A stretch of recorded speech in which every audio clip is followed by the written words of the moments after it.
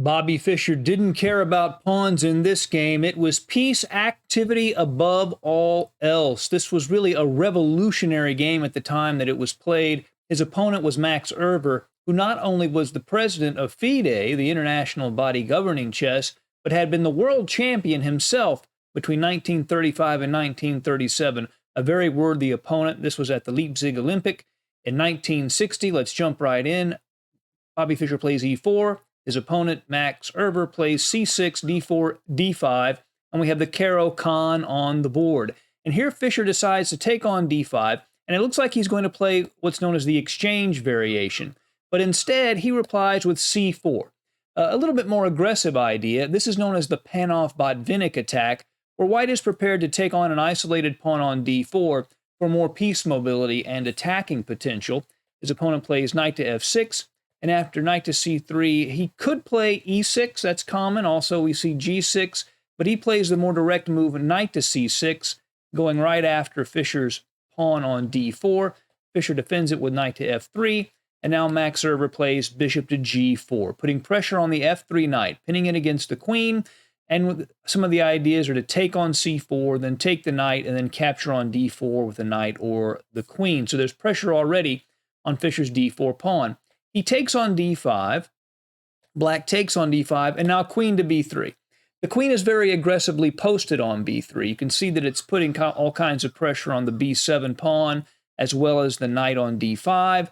The only downside is it's no longer protecting the knight on f3, so if black takes on f3, it will wreck Bobby Fischer's pawn structure. But as I said in the opening, this game is about piece activity, not about pawns. And Max Euwe takes the knight on f3, and gf3. So we can already see the falling apart of white's pawn structure. The pawn on d4, f3, f2, and h2 are all very sickly.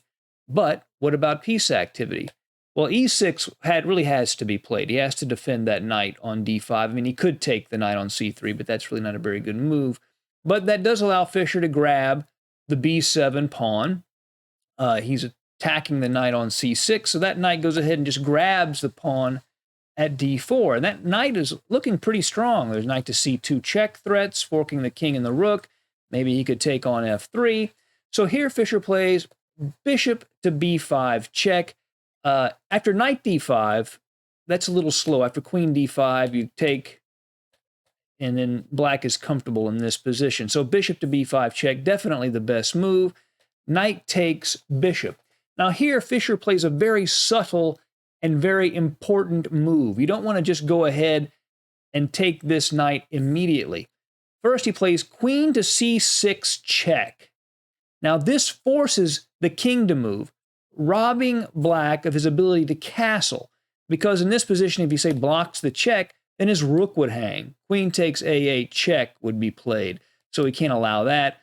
So he has successfully displaced black's king, which is now on e7, and blocks in his bishop and rook. And this is a major factor in this game. Queen now takes knight, and then knight takes c3. The main move these days is queen to d7, and after knight takes d5 with check, that's why he's not hanging his queen, you can exchange on d5, and here you have an equal but unbalanced endgame. And some players have really specialized in this endgame from the white or black side. But in this game, Max Euwe plays a pretty obvious move, looks natural enough. Knight takes c3. And when the pawn takes the knight, now look at Bobby Fischer's pawn structure. a2, c3, f2, f3, h2. These pawns are awful. This is the worst pawn formation you're ever going to see. But piece activity reigns supreme. So black plays queen to d7. He could also play queen to d5 here. He would love to get queens off the board. Take with his king, develop his pieces, and take advantage of all of Fischer's sick and weak pawns. But this next move from Bobby Fischer was revolutionary when he made it. Now, he had already discovered this move in his home analysis and had told Grandmaster Paul Benko about this. He'd already revealed it to him because he thought it was such an interesting idea that he would play this next move with all of his pawns being so weak. And the move is this, rook to b1, allowing the trade of queens. But what he shows us here is that a lead in development is always powerful. Even in an endgame, lead in development, piece play reigns supreme. So even though his pawns will be sick, he's going to be able to take advantage of this undeveloped king side. And after queen takes b5, rook takes b5, a6, black can play h5 and might be surviving, but in the game, rook to d8 was played. And now Fischer has a real powerful initiative. Of course, black is threatening mate on d1, so Fischer won't allow that to happen. Bishop to e3, attacks the a7 pawn and covers the d1 square, so there are no mating threats.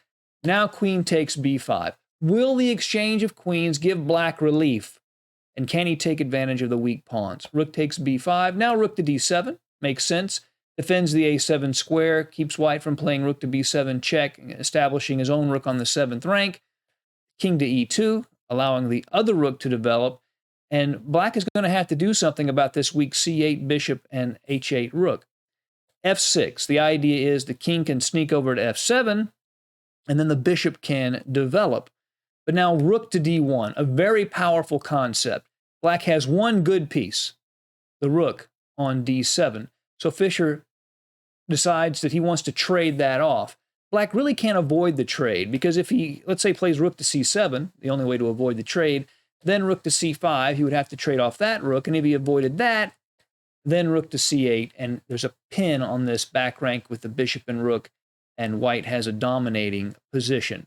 So Max Euwe goes ahead and acquiesces to the exchange of rooks. King takes d1, and now king to d7. Again, he's one move away from untangling his queen side, but then, boom, rook to b8, a very important concept to remember. Tying up these pieces, the rook pins the bishop to black's rook, and Max Euwe still cannot get those pieces out. King to c6. If you play, say, king to c7, just play rook to a8, you stay on that back rank. King to c6, bishop takes a7, grabbing the pawn. g5. He wants to play bishop to g7, keep the rook defended, and exchange off those rooks. a4 advances the pawn, bishop to g7. So here, Fischer could have taken the rook. And after bishop takes rook, basically, this bishop is so far back, and this extra pawn so powerful, Fischer probably is just winning here also, but he makes an even better, more accurate move. He plays rook to b6 check, keeping that rook active and on the board. King to d5, now rook back to b7, threatening the bishop on g7. The bishop moves to f8, rook comes back to b8. They repeat moves a couple of times. And now a5, advancing that passed pawn. f5, hoping to activate the bishop on the e5 square. And here Fischer plays a very strong idea, bishop to b8, controlling that square so that if Max Euwe plays bishop e5, then rook to b5 check. And after king c4, check a couple of times, but then the bishops come off. After a6, rook a8, rook a4, we can see with Fischer's rook behind the passed pawn, he would win easily. This king would have to march over, and while he's doing that, Fischer's king would come and munch on the king side pawns. So that would not work. So rook to c8 was played instead, attacking the c3 pawn.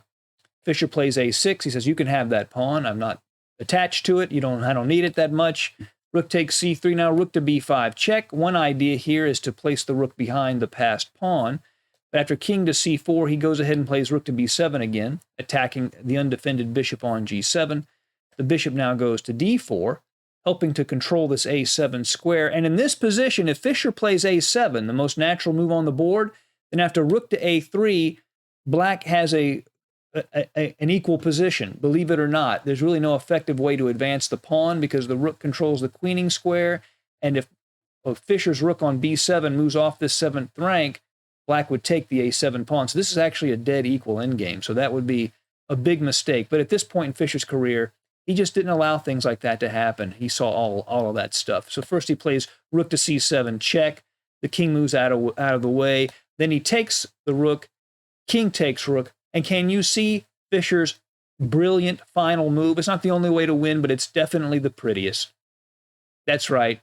Bishop to e5, pinning the bishop to the king, so the pawn can pass through to a7 and a8. Obviously, and Euwe resigned here. If the bishop takes, then you just play a7, and the pawn is going to queen on a8. A perfect example from Bobby Fischer of how pieces are much more important than pawns. Piece activity above everything. Thank you for joining us at Chess Dog. See you again soon. Bye.